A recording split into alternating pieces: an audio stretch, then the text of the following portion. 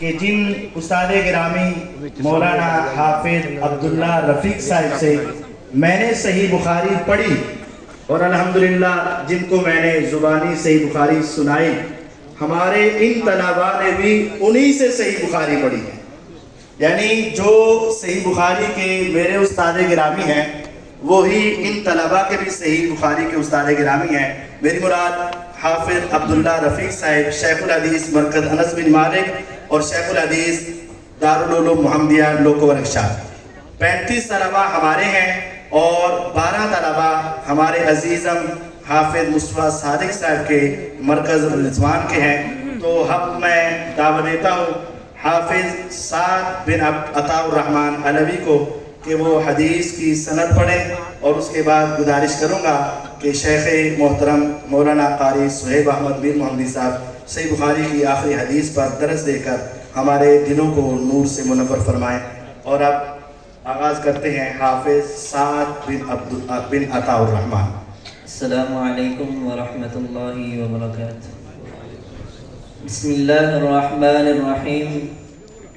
अल्हम्दुलिल्लाहिर रऊफिल मन्नानिल करीम अश्शकूरिल गफ्फारिल अज़ीम अल-कुद्दूसिल फत्ताहिल हलीम नहमदुहु व नस्तईनुहु व नस्तगफिरुहु व नऊज़ु बिल्लाहि मिन शुरूरि अनफुसिना व मिन सय्यिआति अअमालिना वस्सलातु वस्सलामु अला अब्दिहि व रसूलिहि मुहम्मदिन सल्लल्लाहु अलैहि वसल्लम الذي بلغ الرسالة وأدى الأمانة ونصح الأمة وجاهد في سبيل الله حق جهاده وعلى آله وأصحابه والذين اتبعوهم بإحسان إلى يوم الدين.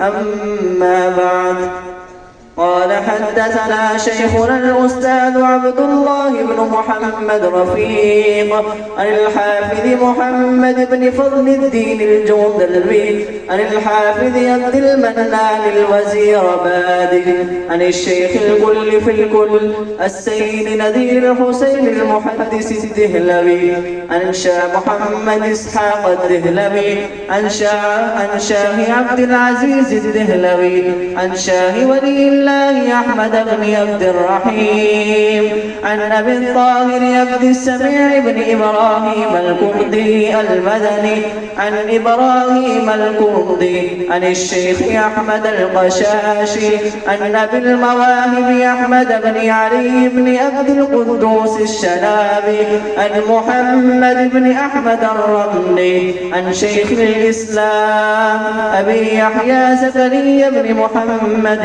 الأنصاري عن الحافظ أحمد بن علي بن حجر الأسقلاني عن إبراهيم بن محمد التنوخي عن أحمد بن أبي طالب الحجار عن الحسين المبارك الزبيدي عن عبد الأول بن عيسى الهروي عن عبد الرحمن بن مظفر الداودي عن عبد الله بن أحمد السرخسي عن محمد بن يوسف بن مطر الفربري عن أمير المؤمنين في الحديث أبي عبد الله محمد بن إسماعيل البخاري رحمهم الله تعالى أجمعين.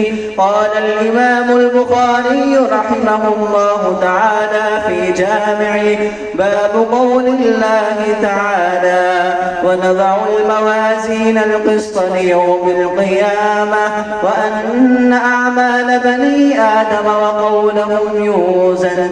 وقال مجاهد: القسطاس العدل بالرومية.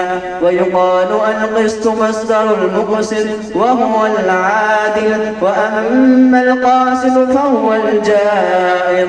حدثنا أحمد بن أشكاب قال حدثنا محمد بن فضيل عن عمارة بن القعقاع عن أبي زرعة عن أبي هريرة رضي الله تعالى عنه أنه قال النبي صلى الله عليه وسلم: كلمتان حبيبتان إلى الرحمن خفيفتان على اللسان ثقيلتان في الميزان سبحان الله وبحمده سبحان الله العظيم.